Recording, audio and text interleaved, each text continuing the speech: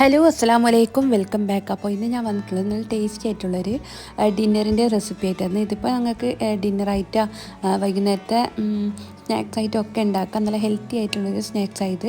അപ്പോൾ ഇതെങ്ങനെയാണ് ഉണ്ടാക്കുന്നത് നോക്കാം. അതിന് മുന്നേ എൻ്റെ ചാനൽ നിങ്ങൾ ആദ്യമായി കാണുന്നവരാണെങ്കിൽ ചാനൽ എനിക്ക് ഇഷ്ടമാകുന്നുണ്ടെങ്കിൽ പ്ലീസ് ഒന്ന് സബ്സ്ക്രൈബ് ചെയ്ത് സപ്പോർട്ടും കൂടി ചെയ്യണേ. അപ്പോൾ വീഡിയോ കണ്ടുകൊണ്ടിരിക്കുമ്പോൾ തന്നെ വീഡിയോ ഇഷ്ടമാകുന്നുണ്ടെങ്കിൽ ലൈക്ക് ചെയ്യാനും മറക്കല്ലേ.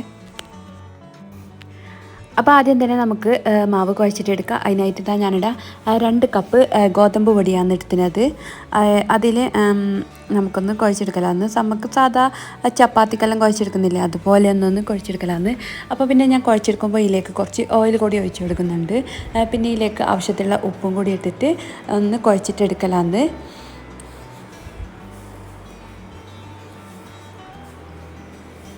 അപ്പോൾ ഞാൻ നന്നായിട്ട് കുഴച്ച് വെച്ചിട്ടുണ്ട്. ഇനിയിപ്പോൾ റെസ്റ്റ് ചെയ്യാൻ വെക്കേണ്ട ആവശ്യമൊന്നുമില്ല. പിന്നെ നമ്മൾ ഫില്ലിംഗ് ആക്കുന്ന ടൈമിൽ ചെറിയൊരു റെസ്റ്റ് അത്ര തന്നെ. ഇനിയിപ്പോൾ ഞാനിവിടെ ഒരു കപ്പ് ക്യാപ്സിക്കം എടുത്തിന്, പിന്നെ തക്കാളി എടുത്തിന്, പിന്നെ ക്യാരറ്റ് എടുത്തിന്. അപ്പോൾ തക്കാളി എടുക്കുമ്പോൾ അതിൻ്റെ സീഡ്സ് എല്ലാം കളഞ്ഞിട്ട് വേണം എടുക്കാൻ വേണ്ടിയിട്ട്. എല്ലാം കൂടി ഞാൻ പാനിൽ കുറച്ച് ഓയിൽ ഒഴിച്ചിട്ട് ഇട്ട് കൊടുത്തിട്ടുണ്ട്. ഇനിയിപ്പോൾ ഇതെല്ലാം ഒന്ന് നന്നായിട്ടൊന്ന് വാട്ടിയിട്ടെടുക്കലാന്ന്.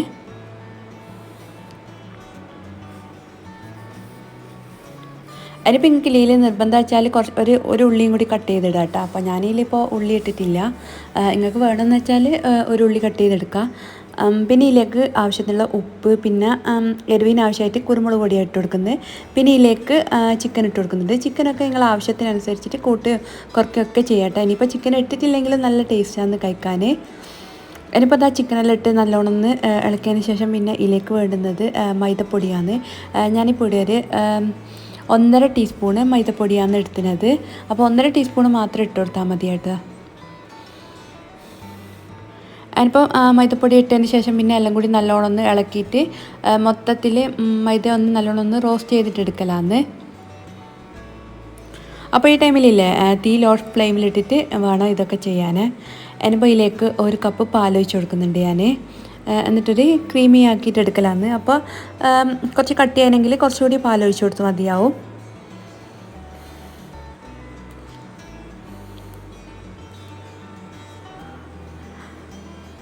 അപ്പോൾ പാലെല്ലാം പറ്റി നല്ല ക്രീമി ആയിട്ട് വന്നിട്ട് ഇനിയിപ്പോൾ ഇതിലേക്ക് ഞാൻ കുറച്ച് ചീസ് ഇട്ട് കൊടുക്കുന്നുണ്ട്. ചീസ് ഓപ്ഷനിലാണ്, ഇട്ട് കൊടുത്താൽ നല്ല ടേസ്റ്റ് ഉണ്ടാവും. ഇനിയിപ്പോൾ ചീസും കൂടി ഇട്ടെടുത്തതിന് ശേഷം പിന്നെ നല്ലോണം ഒന്ന് ഇത് ഇളക്കിയിട്ടൊന്ന് യോജിപ്പിച്ചിട്ട് എടുക്കലാന്ന്. അപ്പോൾ ഈ മസാല കടന്നിട്ട് നമ്മുടെ ചീസൊക്കെ നന്നായിട്ട് മെൽറ്റായി വന്നിട്ടുണ്ട്. അപ്പോൾ ഇത്രയേ വേണ്ടൂ, നമ്മുടെ ടേസ്റ്റി ആയിട്ടുള്ള ഫില്ലിംഗ് ഇവിടെ റെഡി ആയിട്ടുണ്ട്. ഇനിയിപ്പോൾ നമുക്ക് ചപ്പാത്തി ഒന്ന് പരത്തിയിട്ട് ചുട്ടിട്ടെടുക്കാം. അപ്പോൾ പരത്തുമ്പോൾ നല്ല തിന്നായിട്ട് തന്നെ പരത്താൻ വേണ്ടിയിട്ട് നോക്കുക. ഇനിയിപ്പോൾ ഒരു പാൻ അടുപ്പത്ത് വെച്ചിട്ടുണ്ട്. അപ്പോൾ അതിലേക്ക് മൊത്തത്തിൽ ഞാൻ പരത്തിയെടുത്തിട്ടുണ്ട്. ഇനി ഇത് ഓരോന്നോരോന്നായിട്ട് ചുട്ടെടുക്കലാന്ന്. സാധാ ചപ്പാത്തിയൊക്കെ ചുടുന്ന പോലെ തന്നെ ഒന്ന് ചുട്ടിട്ടെടുക്കുക. അപ്പോൾ ഇതിൻ്റെ മുകളിലേക്ക് ഓയിലോ കാര്യങ്ങളൊന്നും സ്പ്രെഡ് ചെയ്ത് കൊടുക്കേണ്ട ആവശ്യമൊന്നുമില്ല. ഇനിയിപ്പോൾ മൊത്തം ഞാൻ ചുട്ടെടുത്തിന്. ഇനിയിപ്പോൾ ഇതിൻ്റെ സെൻറ്ററിൽ ഇതുപോലെ ഞാനൊന്ന് മുറിച്ച് കൊടുക്കുന്നുണ്ട്.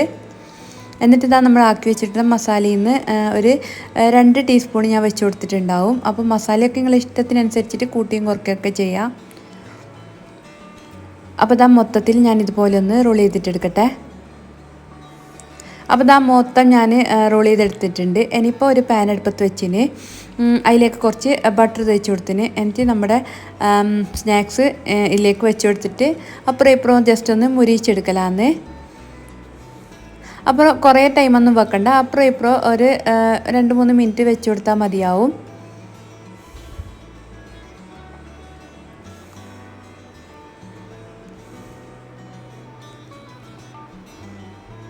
അപ്പോൾ 2 വശവും മുരിഞ്ഞ് കഴിഞ്ഞാൽ പിന്നെ നമുക്കിത് പാനിൽ നിന്ന് മാറ്റാം. അപ്പോൾ ഇത്രയേ ഉള്ളൂ, നല്ല ടേസ്റ്റി ആയിട്ടുള്ള സ്നാക്സ് ഇവിടെ റെഡി ആയിട്ടുണ്ട്.